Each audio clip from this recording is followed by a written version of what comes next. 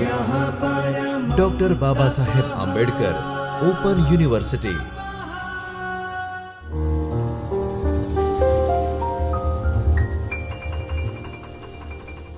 नमस्कार विद्यार्थी मित्रों, doctor Baba Saheb Ambedkar open university के चैतन्य स्टूडियो से मैं डॉक्टर आशीष कुमार सिंह, सहायक प्राध्यापक हिंदी, आप सभी का हार्दिक स्वागत करता हूं।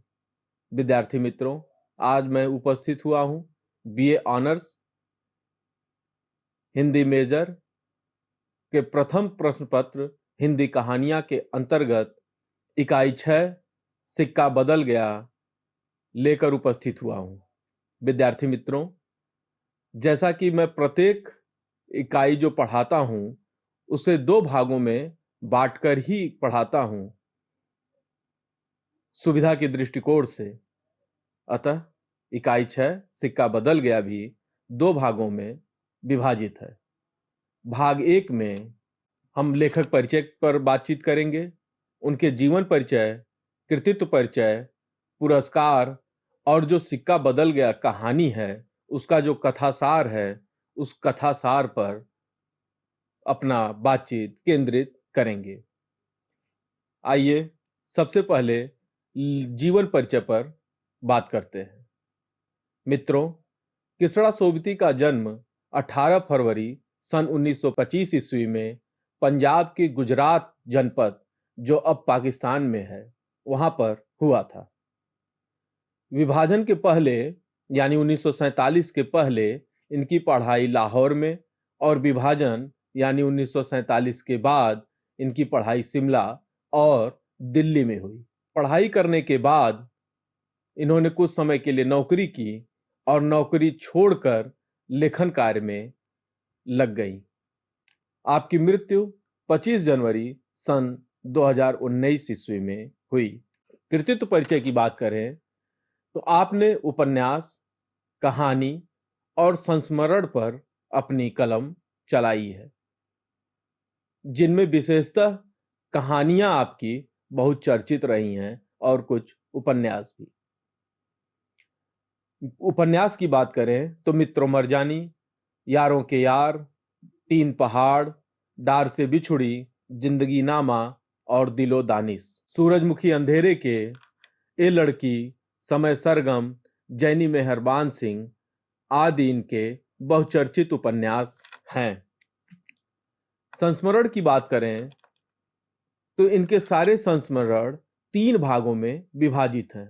हम हसमत भाग 1 जो 1977 ईस्वी में प्रकाशित है, हम हसमत भाग 2 जो 1999 ईस्वी में प्रकाशित है और हम हसमत भाग 3 2012 ईस्वी में प्रकाशित है। और इन संस्मरणों में आपने अपने समकालीन साहित्यकारों के से जुड़ी हुई स्मृतियों को संजोया है। एक कहानीकार के रूप में अत्यधिक प्रसिद्ध हैं। आपकी पहली कहानी लामा जो सन 1944 ईस्वी में प्रकाशित हुई थी। आपके अधिकतर कहानियां बादलों के घेरे में कहानी संग्रह में संकलित हैं। विषय वस्तु के आधार पर आपकी कहानियों को 3 भागों में बांटा जा सकता है। पहला भाग विभाजन पर आधारित कहानियां हैं, दूसरा भाग ग्रामीण जीवन से संबंधित कहानियां हैं और तीसरा स्त्री पुरुष संबंधों पर आधारित कहानियां हैं। जिनमें विभाजन पर आधारित कहानी सिक्का बदल गया का आज हम अध्ययन करने जा रहे हैं या कर रहे हैं। सिक्का बदल गया 1948 ईस्वी में प्रकाशित है। डार से बिछुड़ी 1958 में, मित्रों मरजानी 1967 ईस्वी में। मित्रों मरजानी आरंभ में कहानी के रूप में लिखी गई थी, जिसे बाद में आपने उपन्यास के रूप में भी लिखा। यारों के यार, ए लड़की, जैनी मेहरबान सिंह। पुरस्कार की बात करें तो सलाका सम्मान, मैथिली शरण गुप्त सम्मान, साहित्य कला परिषद पुरस्कार, कथा चूड़ामणि सम्मान, साहित्य शिरोमणि सम्मान इत्यादि पुरस्कारों के साथ साथ आपको साहित्य अकादमी की सदस्यता होने का भी गौरव प्राप्त है। वर्ष 2017 ईस्वी का ज्ञानपीठ पुरस्कार भी आपको प्राप्त है। अब बात करते हैं सिक्का बदल गया कहानी का कथासार। जीवन परिचय और कृतित्व परिचय पुरस्कार के बाद जो कहानी है सिक्का बदल गया, उसकी जो कथा वस्तु है उस कथा वस्तु पर बात करते हैं। सिक्का बदल गया जो एक कहानी का जो शीर्षक है वह अपने आप में बहुत कुछ कहता है। कैसा सिक्का बदल गया, किस चीज का सिक्का बदल गया, सिक्का बदलने का अर्थ क्या है। यह शीर्षक इतना सफल है कि कहानी का शीर्षक सुनने के बाद ही पाठक पढ़ने के प्रति लगन उसको जागृत हो जाएगी उसके भीतर कि इसे पढ़ा जाए कि कौन से सिक्के के बदलने की बात की जा रही है। आपको बता दूं विद्यार्थी मित्रों कि यह कहानी भारत विभाजन पर आधारित है जो 1947 के बाद लिखी गई है। ये इसकी मुख्य पात्र जो है साहनी है, जो शाह जी की वाइफ है, चिनाब नदी है, इनके पालित बेटे शेरा हैं और उसकी पत्नी हसैना है, और एक दरोगा हैं जिनके इर्द गिर्द यह कहानी चलती है, आगे बढ़ती है। साहनी कहानी की शुरुआत होती है कि साहनी चिनाब नदी के किनारे स्नान कर रही हैं, और स्नान करते करते, स्नान कर क्या रही हैं, स्नान करने के लिए बैठी हुई हैं और स्नान कर नहीं रही हैं, बस बैठी हुई हैं और सोच रही हैं कि आज से 50 साल पहले जब मैं यहां विवाहित होके आई थी तो उस वक्त की परिस्थितियां कैसी थीं। सारा कुछ वैसा ही है, वही भवन है, वही महल है, वही पेड़ पौधे हैं, सब कुछ वैसा है, लेकिन जो एक जीवन का उमंग था, जो जीवन की रस थे, वह खो गए हैं। जो लोग कल तक अपने थे आज वो दुश्मन हो गए हैं, प्राण लेने पे आतुर हैं। क्यों? क्योंकि विभाजन हो गया है। जो आम जनता जिसका राजनीति से कोई लेना देना नहीं है, उसका कोई वास्ता नहीं है, वह लोग राजनीति का शिकार होते हैं और सबसे ज्यादा प्रभावित होते हैं, सबसे ज्यादा मारे पीटे जाते हैं। और इसी बात से द्रवित होकर कृष्णा सोबती जी सिक्का बदल गया कहानी लिखती हैं, जो उनकी स्वयं की भी आप बीती है। वहां से साहनी जी नदी के किनारे से फिर अपने नहा के महल की तरफ आती हैं और उनको जो मनहूसियत दिखाई देती है, सुनाई देती है, जो खामोशी है, वह उनको अंदर तक तोड़ देती है। उनको यह लगने लगता है कि अब प्राण बचेंगे कि नहीं बचेंगे, क्या होगा, कुछ कहा नहीं जा सकता। बात यहीं खत्म नहीं होती है। जो साहनी जी का पालित बेटा शेरा है, वह इनको मारने के लिए कुल्लू वाले जाट लोगों के साथ मिलकर साजिश कर चुका है और गड़ासा में धार चढ़ाकर प्रतीक्षा कर रहा है कि साहनी जी आए, जो उसकी माता भी हैं, लेकिन हिंदू माता हैं, और विभाजन के कारण अब वह इतना सांप्रदायिक हो गया है कि वह इनके प्राण लेने के लिए आतुर है।